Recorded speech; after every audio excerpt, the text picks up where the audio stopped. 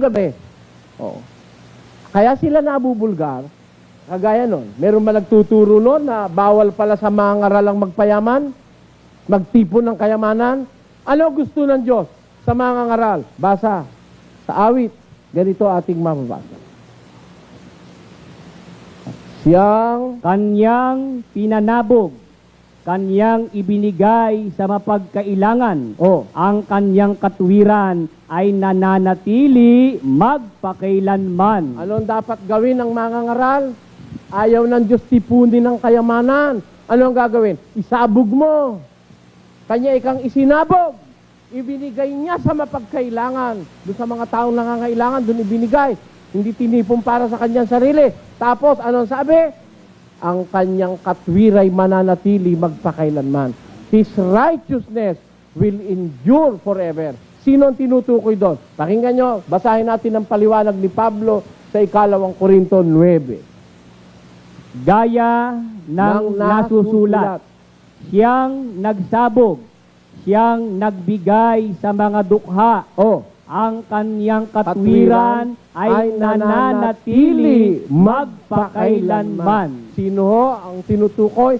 Siya ikang nagsabog, siyang nagbigay sa mga dukha. Ang katwiran niya mananatili magpakailanman. His holiness or His righteousness endureth forever. Sino yon? Yung nagsabog, nagbibigay sa mga dukha. Itong mga pastor ngayon, nagsasabog ba? No! Nagtitipon sila. Hindi sila nagsasabog. Ang ebidensyang nagtitipon sila, they have amassed wealth. Marami silang pera. Hindi na kayang ubusin ang pera ng mga pastor na yan. Bakit? Mas malakas pang gumawa ng pera yan kaysa sa Central Bank of the Philippines. Bakit kanyo? Talungin nyo sa akin. Ang Central Bank of the Philippines, pag ang pera ay bulok na, yung bulok na mga papel na pera, sinusunog yon.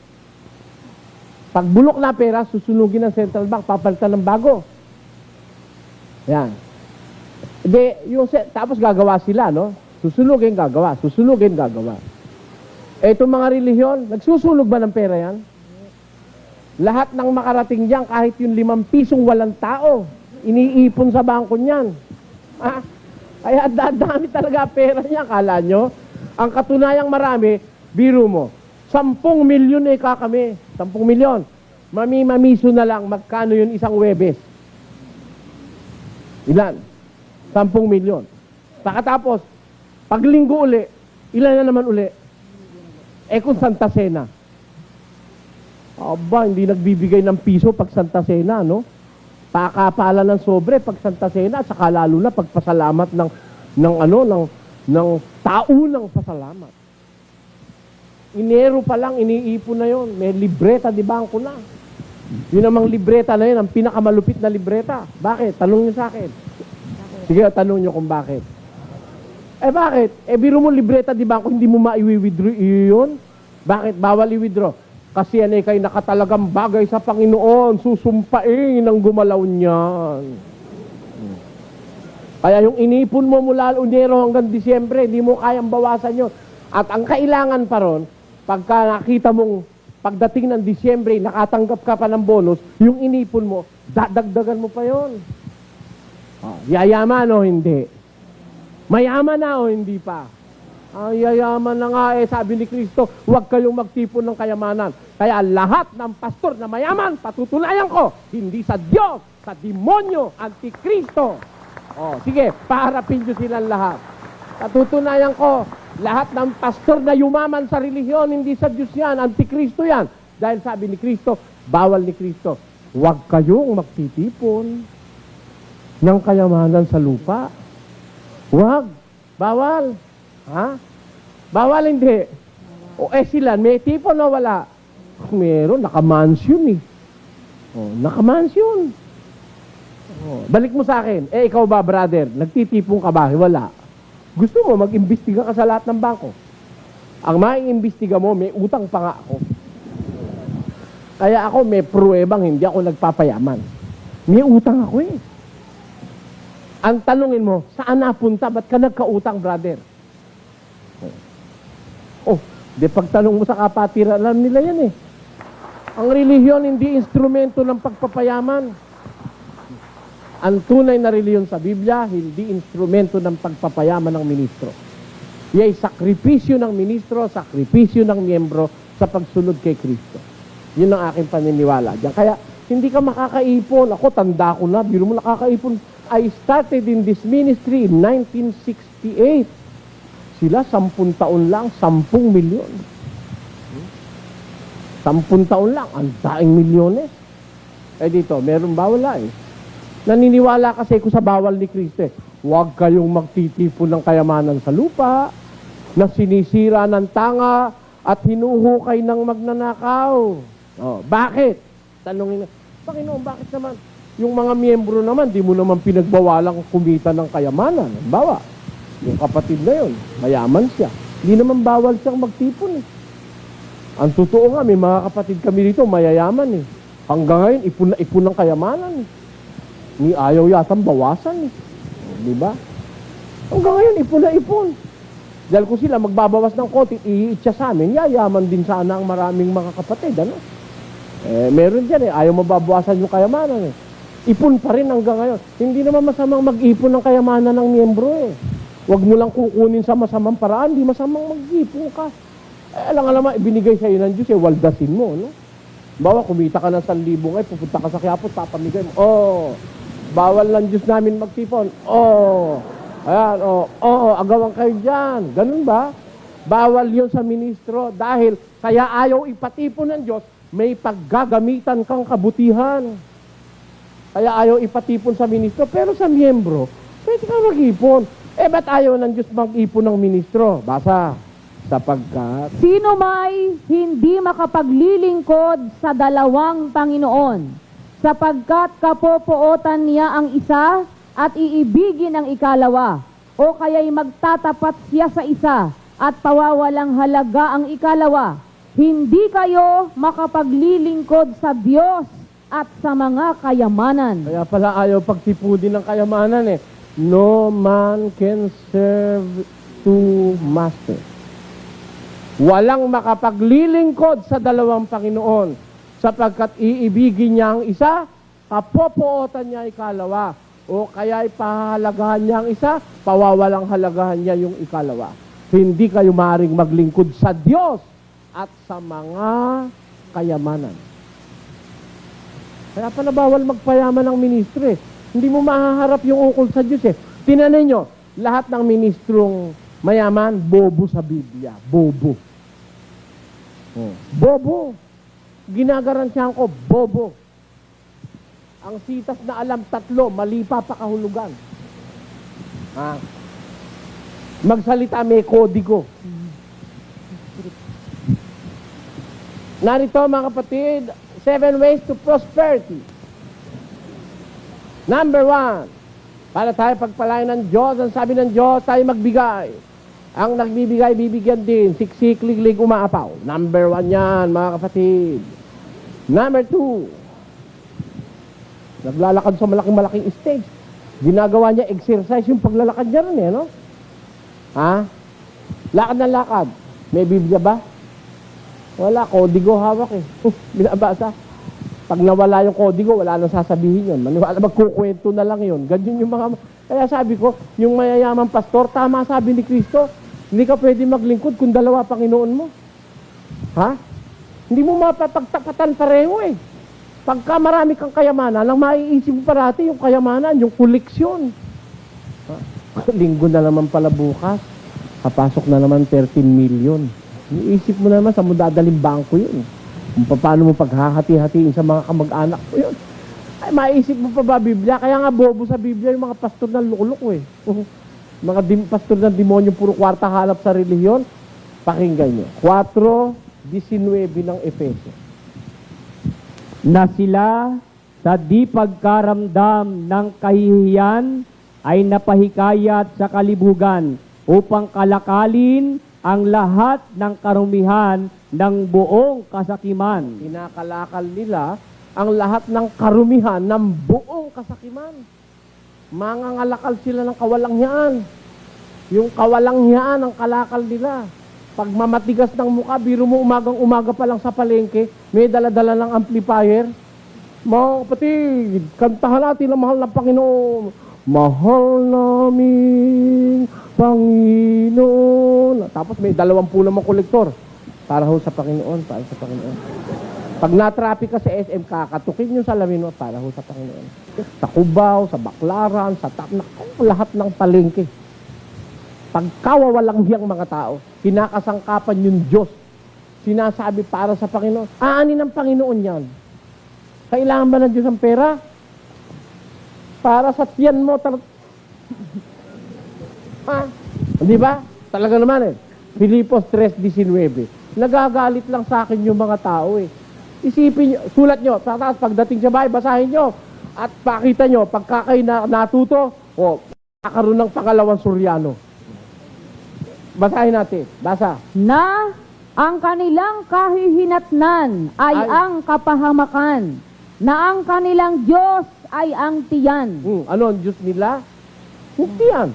Na At ang kanilang kapurihan ay nasa kanilang kahihiyan, na nag-iisip ng mga bagay na ukol sa lupa. Puro panlupa iniisip ng mga yun. Ang kanilang Diyos, tiyan. Basa, 16. Sapagkat ang mga gayon ay hindi nagsisipaglingkod sa Kristong Panginoon, kundi sa kanilang sariling tiyan. Alin ang pinaglilingkuran? Tiyan nila. Paano sila nakakaloko? Tuloy. At sa pamamagitan ng kanilang mabuting pananalita at maiinam na mga talumpati ay dinadaya ang mga puso ng mga walang malay. Kita nyo, dinadaya lang yung mga tao. Kaya yumayaman eh. Pero wag niyong kakalimutan, bawal ni Kristo magpayaman sa ministro. Bakit bawal? Hindi pwedeng maglingkod sa dalawang Panginoon. Kapopootan yung isa, iibigin niya yung isa. Kaya sila, mas mahal nila ang kayamanan. Hindi nila tinuturo aral. Ang katunayan, hindi nila sinasabi sa inyo ito eh. Meron na kayong pastor naringgan, nasabi nila, "Hoy, sa atin ho, bawal magpayaman ng mga mangangaral." Pero ba? Wala. Naka-Pajero sila eh. Naka-Mercedes-Benz. Tatlo-tatlo pa. Kahit na iyong barilin, hindi tatalab sa kanilang Mercedes-Benz. Bang, bang, bang. Hindi tatalab. Bulletproof eh. Bomb-proof pa. 50 million ang halaga. Biro mo? 50 million. Takot na takot mamatay. Kaya bomb-proof ang kanya. At ang bodyguard, maliwala ka, 1 batalyong pulis. Dadaan ika ang sugo. Naku, ang bodyguard, katakot-takot na Armalite. Wala akong nakitang sugo sa Biblia na ang bodyguard, puro Armalite. Si Kristo, sugo. Payag kayo? Sugo, hindi. Sugo. Si Pedro, may dalang itak. Natatandaan nyo? Nanaga si Pedro. Nataga yung tenga ni Malco. Ginawa ni Kristo, binalik uli. Pedro, ibalik mo yung iyong tabak sa kanyang lalagyan. Masama yan. Ang nabubuhay sa patalim din mamamatay. Tantamount na sinabi ni Kristo kay Pedro, huwag kang magagawa ng ganyan. Huwag ka na magdadala niyan. Ngayon, ang mga ministro, alakad na tayo, tawagin mo na kayo mga PSG. Magkargada kayo ng marami, ha? Mga anak. Tenyo, mga ministro ngayon, kabalintunaan nung sinasabi sa Biblia. Takot mamatay, naka-bomb-proof na ang kotse, ay katakot-takot pa ang bodyguard na pulis at sundalo. Bakit? May ginagawa ka bang masama, takot na takot ka? Siguro meron nga. Dahil ang taong may malinis na budhi, saan ka mang makarating, di ka matatakot. Ako lumalakad mag-isa eh. Ako naniniwala, sinabi ng Diyos yun eh. Iingatan kita, hindi kita pababayaan eh. O ngayon, pag mamamatay ka na, papabayaan ka na niya. Kaya si Kristo, nung mamamatay na, Ama ko, ba't mo ako pinabayaan? Kailangan ka lang mamatay, anak. O, kaya binigay na kita sa kanilang kamay. Nung hindi pa kailangan mamatay, sige, wala silang magagawa sa'yo. Di ba? Puhulihin nila si Kristo, hindi nila mahuli-huli. Hindi pa oras, nung oras na. Ayan na, anak, bahala ka sa buhay mo dyan. Kaya ako di ako natatakot eh. Pag oras mo na rin lang eh, kahit na hindi ka patay, mamamatay ka eh. Damihan mo lang ang kanin sa gabi. Pag hagok mo't binangungot ka. Tapos na ang kasaysayan ng lahi mo. Wala na. Kaya ba't ka matatakot? Di ba? Sabi ni San Pablo, kung ang Panginoon ang aking katulong, hindi ako natatakot.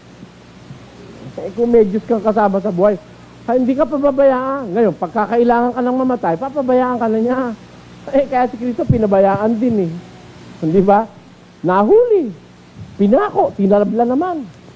Aba, ito naman bilabid evangelist, hindi raw sila tinatabla ng bala. Ibig sabihin, dakila pa siya kay Kristo. Si Kristo tinabla ng pako, siya bala ng magnum ayaw tumalab. Sabi ko sa loob-loob ko, ano kaya klaseng kulto ito? Ha? Siguro ito'y kulto ng mga maraming kuto. Ha? Kung ano-ano, si kating kung pumasok sa ulo, tinalangka ang mga ulo dahil, biro mo, pagka-hold upin daw at re-rapin, sisigaw ka lang, hallelujah, praise the Lord, maninigas na kayo, rapist. Alin ang maninigas? Naku po, napaka-taloko ang pinagsasasabi nyo. Maninigas. Yun daw mga sundalo sa dam, nanigas. Kaya raw, sabi niya raw, binirebuke daw niya, nanigas daw ang mga sundalo sa dam. Kung nanigas, 2 araw daw nanigas. Bakit walang nakakuha man lang ng isang retratong nanigas yung mga sundalo sa dam? Babaririnig nanigas. Ba't wala nun? Pati ba mga reporter nanigas? Naku po, ang tigas ng pagmumukha mo. Puro invento yan sinasabi mo. Hindi totoo yan. Panluloko sa kapwa yan. Pagpapahanga para maniwala sa'yo kagad. Kita nyo? Kaya nga galit sila sa akin dahil yung bunganga ko raw masama eh. Ba? Masama ba bunganga ko? Hindi bunganga ko masama, no? Ang masama yung gawa mo. Antikristo ka. Katunayan, nagpayaman kayo eh. Ang yayaman nila. Tapos sabi naman isa, inggit ka lang Suryano. Nakikita mo ba kayang kapila naming matulis na yan? Sabi gano'n, wananda kay yakbak-dakak yan. Kakit may matilo sa yan, na yakbak-dakakin. Tinape ko yun eh, nakatape hanggang ngayon buhay pa ito eh. Kapampangan yun. Nakikita mo ba kayang matulis na yan? Tutuhog kita riyan, sabi. Kaya pala ako tinulisan niya gagawin yung panuhog. Galit na galit yung ministro sa Fernando. Tapos nung magsalita, binira ko ng binira, kaya pala ha. Kaya pala kahit saan ako magpunta, matulis yan ha. Yan pala, panusok ng kapwa-tao ha. Binira ko ng binira.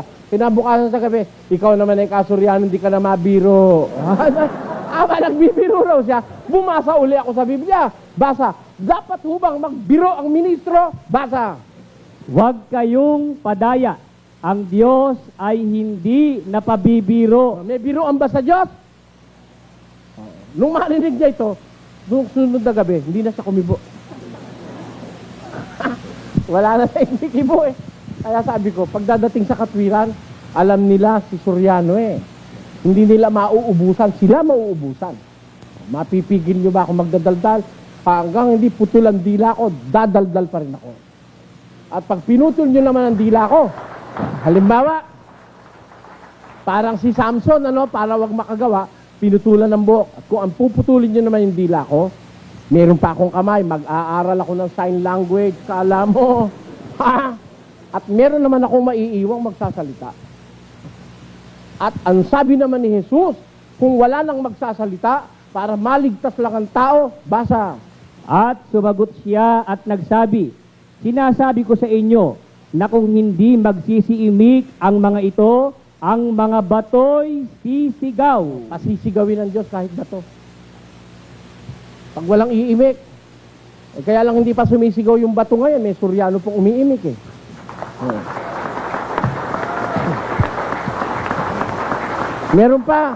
Meron pang kumakalaban sa mga pastor na manluloko, kaya hindi pa umiimik ang bato. Pag nawala ako, kahit bato sisigaw. Pero malayo yon. Hindi pa rin siguro sisigaw ang bato. Bakit? Meron ho akong 500 mga ministro at manggagawang tinuturuan ngayon. Pag ako nawala, 500 ang kapalit.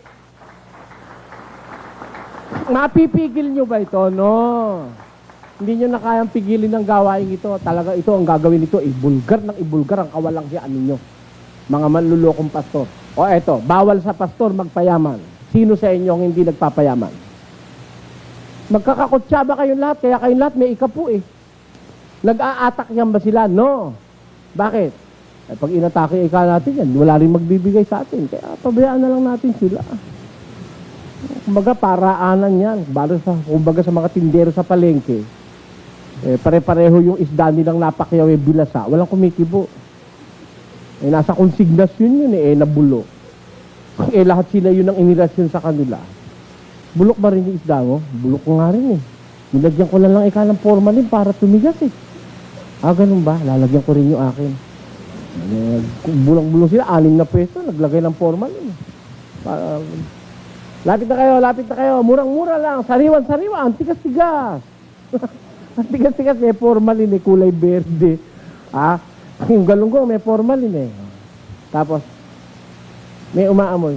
Parang iba yata amoy. Nako, Ali, yung ilong mo umaamoy, sabi. Yan sa tinda ko'y sariwa. Hindi ba, Mare? Hindi ba? Yan din. Yan o, sariwa ho lahat yan. May aamin ba sa kanilang may bulok silang tinda? Wala. Para mabili. Ganun din naman yung mga iglesia ngayon eh. Lahat sila born again. Lahat sila may milagro. Receive your miracle in the name of Jesus. Sa pangalan ni Jesus. Lahat sila. May miracle. Basahin mo yung pasyon. Ano sabi sa pasyon? Ang mga pagmimilagro tutulungan ng demonyo. Kita mo na? Sino katulong nila? Demonyo. Ano pat magkakabayo at dito sa buong mundo maghahari itong lilo. Kita mo, sila naghahari ngayon dito sa mundo eh. Yung mga milagroso na yan eh. Kanino galing yung milagro nyo? 24, basa ng Mateo 24:24. Sapagkat may magsisilitaw na mga bulaang Kristo at mga bulaang propeta at magpapakita ng mga dakilang tanda at mga kababalaghan, ano pat ililigaw kung maaari pati ng mga hirang. Yung mga nagmimilagro na yan, may mga kababalaghan pa. Yan kayo magliligaw, sabi ni Kristo. Beware, ingat kayo mga kababayan, hindi ko mo gumaling ang sakit mo, sa Diyos na. No. Nagmimilagro rin ang demonyo, nagpapagaling din ang sakit yun eh. Lalo na kung sakit lang naman ang ulo gumaling. Naku, pinatong lang yung kamay ng beloved evangelist, gumaling ang sakit ng ulo ko. Hangang-hanga ka na. Isang kurta lang, gagaling din sakit ng ulo mo. Gumaling lang sakit ng ulo mo, manga ka na. Niloloko ka lang naman, hihinga ka ng perang wala sa Biblia. Konting ingat mga kapatid. Tandaan nyo, huwag nyo kakalimutan kahit sino makahanap nyo. Bawal ng Diyos sa mga ngaral magpayaman. Pag sinabi, sino may sabi? Si Soriano, hindi totoo yan, sabi. Pag sinabi hindi totoo, gusto mo, humarap ka ng diskusyon. Hamunin niyo, pastor mo. Patutunayan ko sa harap niya. Pag hindi niya tinanggap yung salita ni Kristo, huwag magtipon ng kayamanan kasi hindi pwedeng maglingkod sa dalawang Panginoon, sa kayamanan at sa Diyos, sabay. Hindi pwede. Kaya bawal ni Kristong magpayaman sa relihiyon ang ministro. Bawal yan. Kung gusto nyo, ihamon nyo sa mga pastor nyo, titindigan ko kahit saan. Bawal ni Kristo magpayaman sa relihiyon. Sa susunod po, isa pa uling bawal ang pag-aaral natin, yung bawal na hindi nila itinuturo. Marami sila, hindi nila tinuturo yung bawal na yan eh. Inaanyayahan po namin kayong bumalik na muli para sa susunod na serye nitong lahat ng bawal na aming i-expose. Bawal na hindi itinuturo ng ibang mga relihiyon.